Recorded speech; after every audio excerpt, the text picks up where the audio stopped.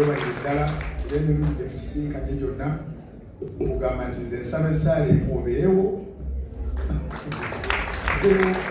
obeereko bbanga twali tufunanga ku prime minister nga kkira ddala wansi okyawo.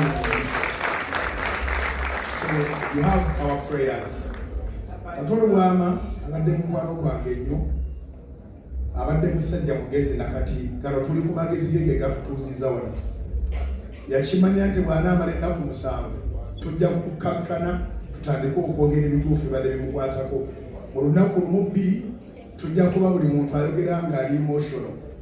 Naye kati nange ngumye kati nsobola okwogera ebimukwatako naye tujja kufuna akaseera akatuufu. Naye mu kitabo kya Proverbs chapter 22 verse 1 engero essula 22 olusoka lugamba nti erinnya eddungi lyakulondebwa okusinga amayinja gonna ag'omuwendo. Erinnya eddungi. To our children, the beloved family, I want to encourage you and to assure you that you can never suffer. Your father has left a good name. Tewaliwo okulumi gwe kugenda kubaamu. Kitalo nnyo okuba nti abamu bakwata Bayibuli ne batagitegeera. Naye Matayo essula ya 9 olunyiriro lw'13 lugamba bwe luti. Yesu yagamba nti musitadinge nnyo ekigambo kino mukitegeere. Saagirira ssaddaaka. Era mukitegeere ndowooza bangi abakimanyi kino ekigambo ne mulowooza nti olwogero lwaffe lw'Abaganda nti tiyajjirira batuukirivu wabula aboonoonyi. Self-claimed righteous people are not Jesus' concern.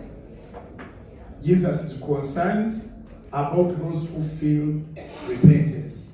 Abasobola okwenenya. So ndowooza naffe bajja tusalira emisango abayimiridde naye ffe tuyimiridde lwakubanga tukimanyi nti tajjirirangako batuukirivu wabula abalina ebibi. Era ebibiina ebyo biruddewo byamwogerangako ne bagenda aba musajja ono tulabika twatomera. Ono ayinza okubanga muntu wa Katonda ono alya n'ebamalaaya n'abawooza n'ababbi n'abantu ababuli ngeri. Naye ng'abayogeranga bwe batyo onoba osomyeho mu Matayo 23 yabagamba bali hypocrites. Era n'abagamba nti banyiridde kungulu bambala bulungi amatanfuwa naye munda mulimu amalaalo. Matayo 23 gisoma ogimaleyo olaba olutalo lwa Yesu ne bannaddiini. Yesu ayagala abantu bonna. Mukama yantuma mu kibuga muno okubuulira enjiri eri abantu bonna. John Sega waaliwa otyo bano abakulu ababiri bano mwami John Sega ne Abe Mukiiri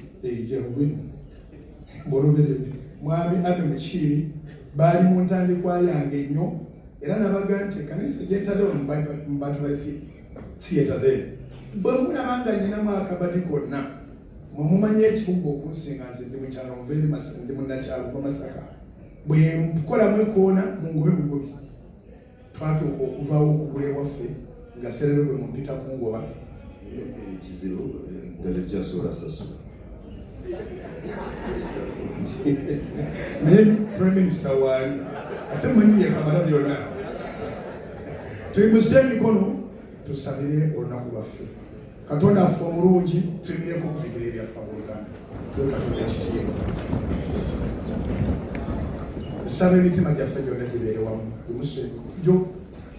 Katonda affe omulungi twagala kwebaza nti olwaleero essaawa 24 za honoringa mwana wo Paul Kato Lubwama for the life well lived. Tukwegayiridde bamalayika beyongera okusiisira mu kifo kino tewajja kubaawo kavuyo konna. Obwekiro bonna obutuyiseemu tusabira buli ekigenda okuliibwa na buli ekigenda okunywebwa kitukuzibwe. N'abamu abazze nga balina ebizibu mu mbuto zaabwe bye banaalya ne bye banaanywa bibawonye buwonya. Era tusaba Mukama amakyanga bukedde otukulembere tugende ate mu kyalo gye tugenda okumuteeka. Naye tagenda kubeera yekka, agenda kubeera ne bamalayika. Family tugiteeka mu mikono gyo. Tuwulidde abaana nga boogera Katonda yekka. Omu agamba Angel Michael, omulala agamba Angel Raphael. Mukama, abaana twogera bateeka mikono gyo, maama waabwe twogera muteeka mikono gyo, bannyinaffe bonna n'abooluganda bonna twogera bateeka mikono gyo, era tusaba ekisa kyo kyeyongere mu ggwanga lino, nti omuntu asiimibwenga nga mulamu, Kato akirezeko ekyokusiimibwa nga mulamu, ate tukuŋŋaanenga kubanga tetuligenda mulundi gumu okujja ku ngeri bakomerewo. Ne buli kaseera tunalingenga tweyongere okumanya obukulu bw'obulamu, tulekengayo byonna nga Prime Minister walese byonna, abaka ba Palamenti, abantu bonna ab'ebitiibwa abali wano mu biti byonna, tulekengayo byonna olw'okukonalinga olugendo lw'omuntu nga alumaliriza. Mukama tusaba ekisa, tusaba essanyu, tusaba eddembe. Omugenzi yasaba nti tusanyuke, ate n'abeera mugezi n'atuwa ennaku nnyingi, kati abali batasobola kwogera tumira ne twogera. Mukama tuwa okucelebratinga a life of our brother Paul Kato Lubwama, well lived up to the end. Thank you, Lord, for that he was born in the 70s. He died on the 7th hour, on the 7th day, and we have mourned for 7 days. 777 is a number of perfection. Whoever has judged is upon him, but we know that this man has lived a perfect life. In Jesus' mighty name we pray.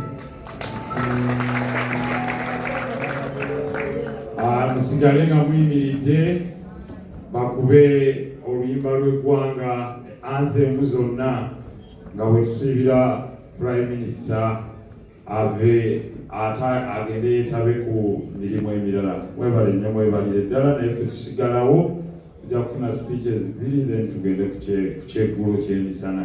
Thank you very much. Anthem.